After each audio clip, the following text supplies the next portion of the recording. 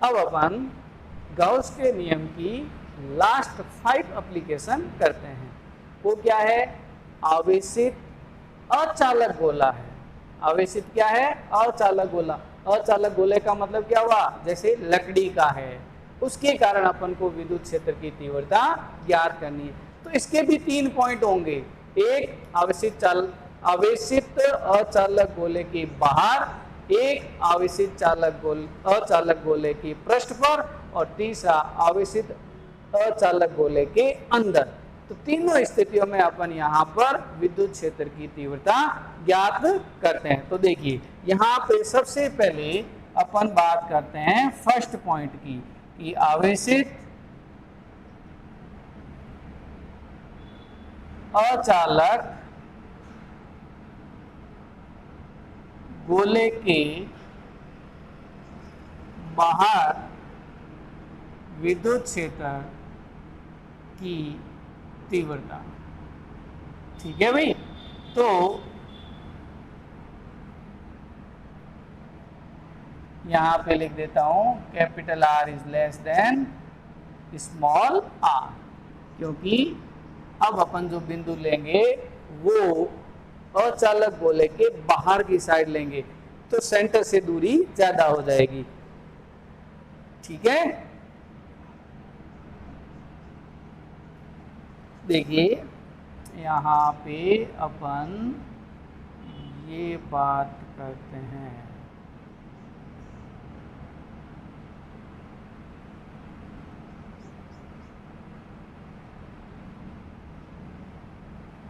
ये आवेशित अचालक गोला है, उसकी त्रिज्या कैपिटल R है। ठीक है। और इसको अपन आवेश देंगे प्लस Q, आवेश देने पर। तो जैसे ही अपन अचालक गोले को आवेश देंगे तो वो आवेश इसके सभी आयतन में, यानी कि इस गोले के संपूर्ण आयतन में फैल जाते हैं। ऐसे अब अपन जो बिंदु सेलेक्ट करेंगे वो बाहर की ओर करेंगे। कैसे? देखो, ये वाला बिंदु जो इस आवेशित अचालक गोले के केंद्र से स्मॉल r दूरी पर है, बिंदु P। यहाँ पर अपन को विद्युत क्षेत्र की तीव्रता ज्ञात करनी है। तो इसको अपने कितना आवेश दिया? प्लस Q आवेश दिया। और ये जो आवेश है वो इस गोले के संपूर्ण आयतन में फैला हुआ है। तो अपन बात करेंगे यहाँ पे कि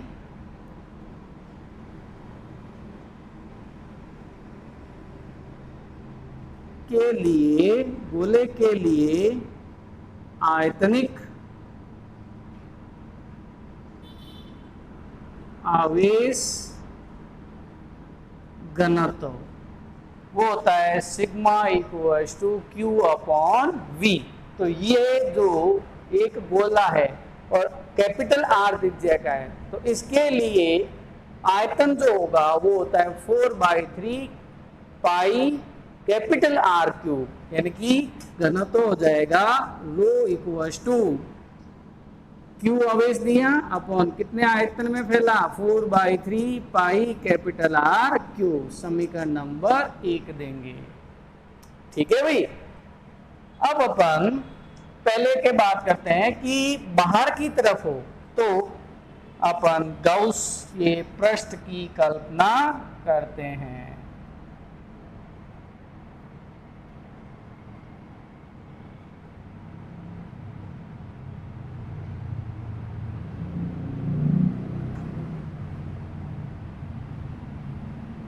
ये मान लेते हैं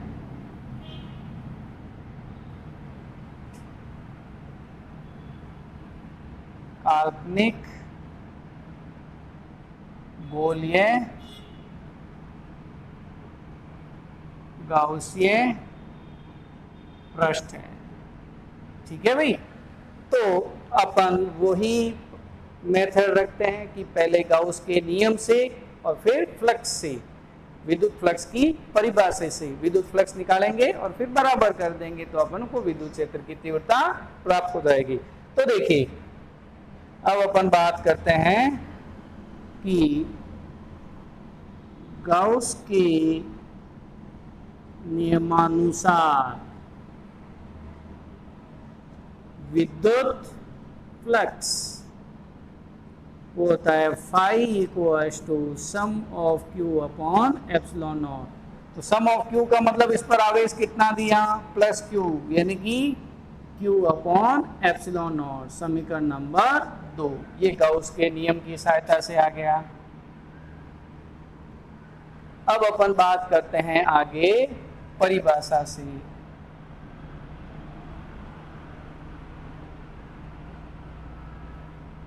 विद्युत फ्लक्स, परिभाषा से विद्युत फ्लक्स निकालते हैं तो phi equals to integrations of area, कौन से, इस गौसीय पृष्ठ की। तो गौसीय पृष्ठ की त्रिज्या कितनी है, स्मॉल आर, तो 4 पाई small R E D S cos of theta. तो यहाँ पर अपन एक क्या लेते हैं, एक छोटा सा पृष्ठ, उसका एरिया वेक्टर इधर की ओर, और विद्युत क्षेत्र अभी जैसे चालक गोले में बात की थी, विद्युत क्षेत्र की दिशा, ठीक है, वो भी क्या होगी, बाहर की ओर ही होगी, इधर ही, ठीक है। तो दोनों एक ही डायरेक्शन में हो गई, तो थीटा इक्वल्स टू 0 और cos 0 इक्वल्स टू 1। तो phi equals to E integration of area 4 pi R square ds।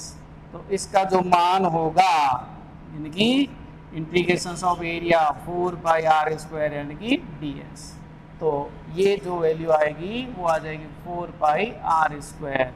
तो फाई की वैल्यू हो गई E into 4 pi R square, equation number 3।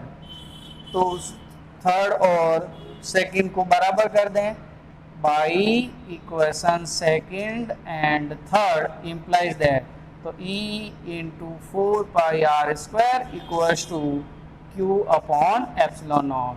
तो E equals to 1 upon 4 pi epsilon naught into Q upon R square, ठीक है। इसकी value हो जाएगी K, तो E inside equals to KQ upon R square.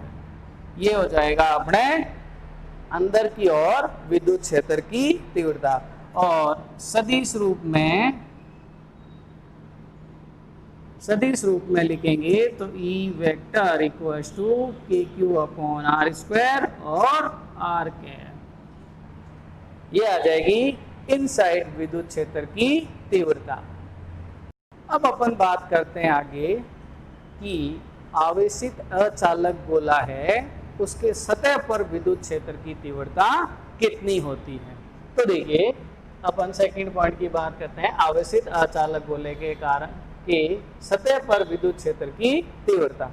तो इस स्थिति में कैपिटल आर और स्मॉल आर क्या हो जाएंगे, इक्वल हो जाएंगे, यानी कि क्या पोजीशन रहेगी कि ये जैसे ये आवेशित अचालक गोला है जिसकी त्रिज्या कैपिटल आर, और जो बिंदु P लेंगे वो इसकी पृष्ठ पर लेंगे, यहाँ पर स्मॉल आर दूरी पर।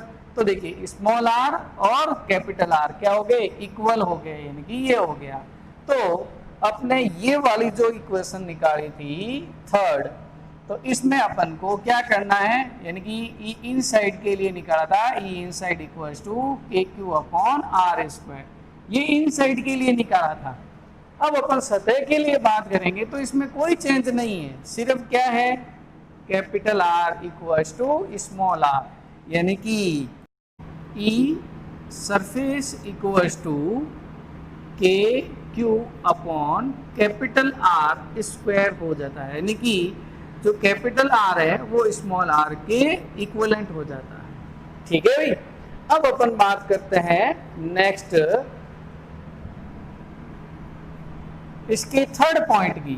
थर्ड पॉइंट कौन सा, कि आवेशित अचालक गोले के अंदर, आवेशित अचालक गोले के अंदर विद्युत क्षेत्र की तीव्रता ज्ञात करनी है। कैसे, देखिए थर्ड पॉइंट इंपॉर्टेंट भी है, तो ये यहाँ पर अचालक गोला बना देता हूं, इंपॉर्टेंट है।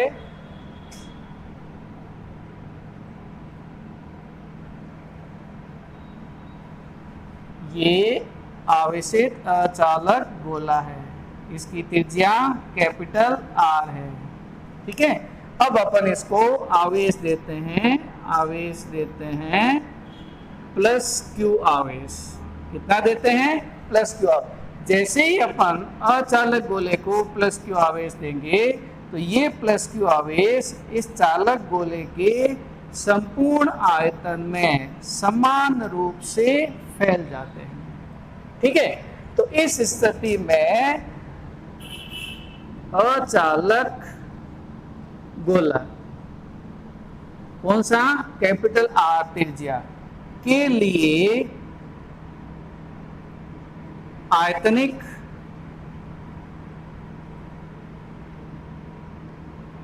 आवेश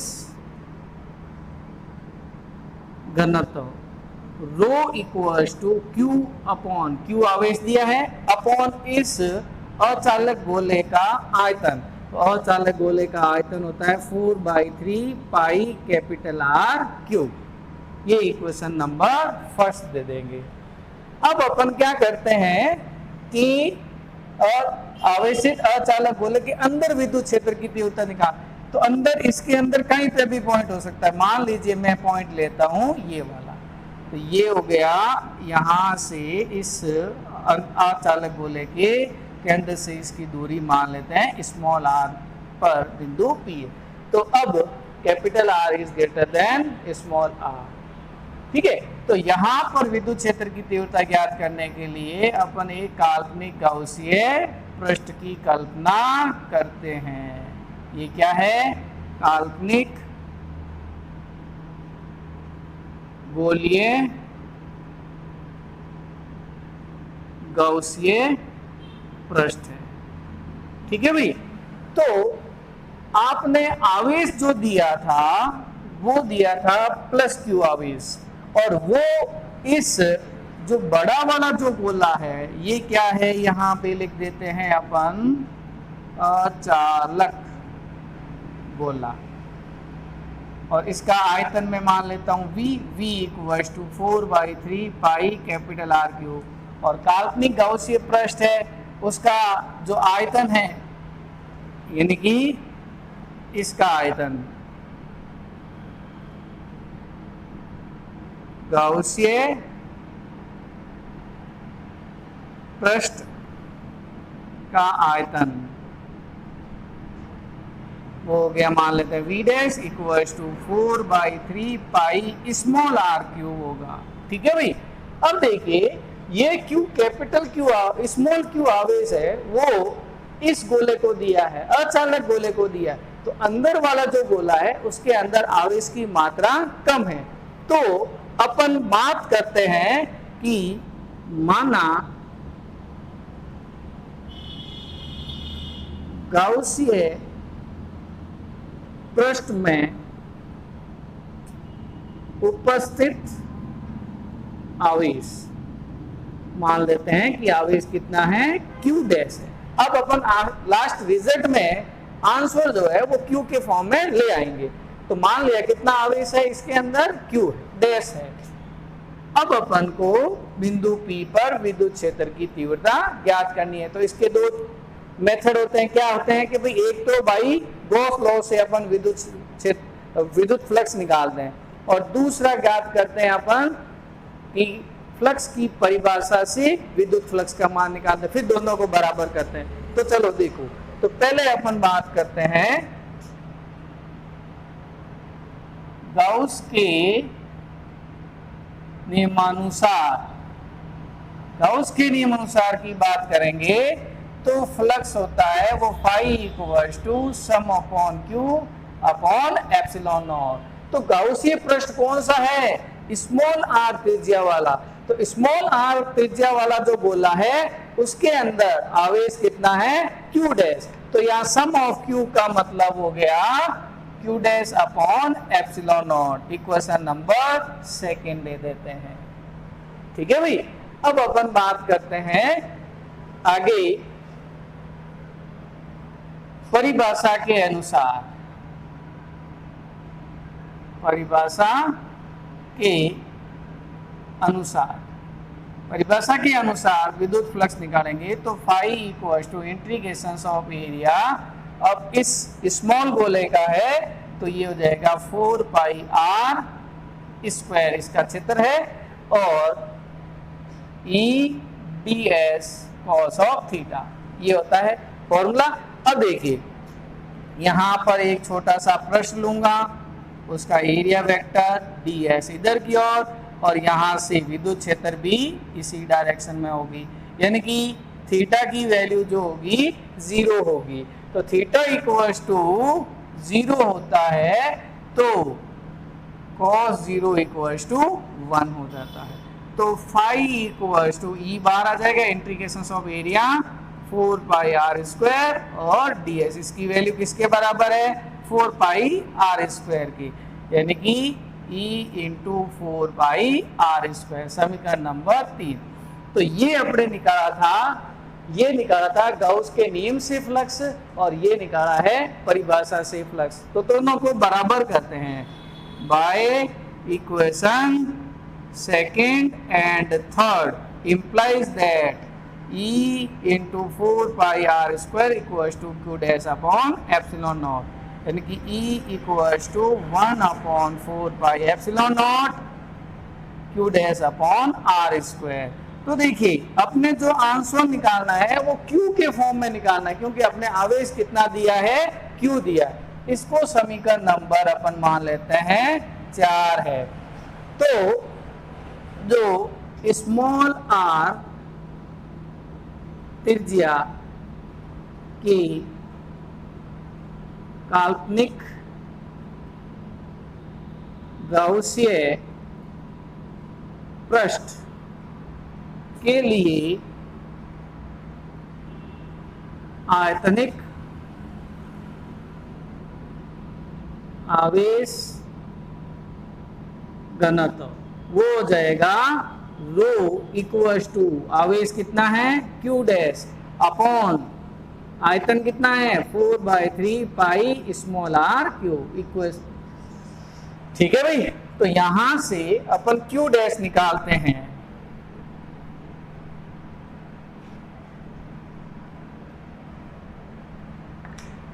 तो Q dash equals to rho into 4/3 pi small R cube. Rho का मान अपन इक्वेशन फर्स्ट से लिख देते हैं यूजिंग इक्वेशन फर्स्ट।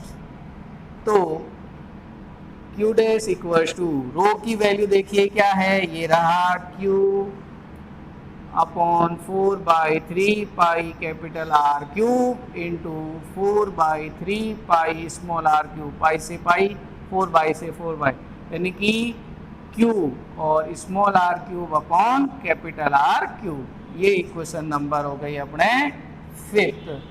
अब Q डैश का मान अपन 4th में रख देंगे।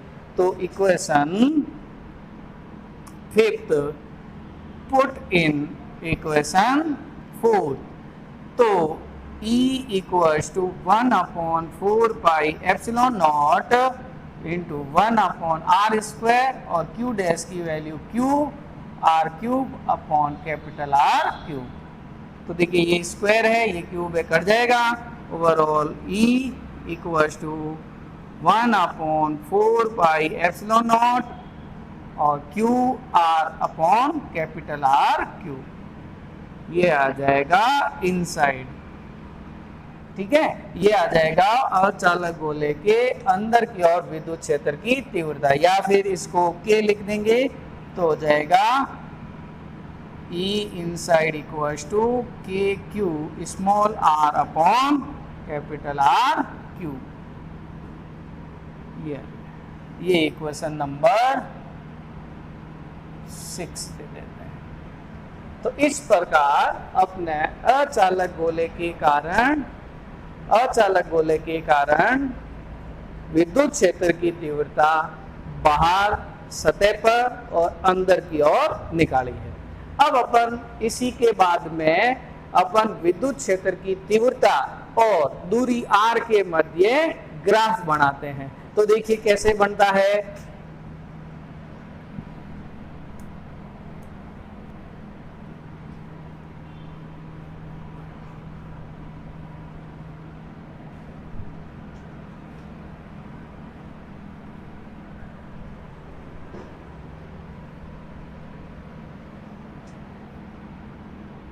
अचालक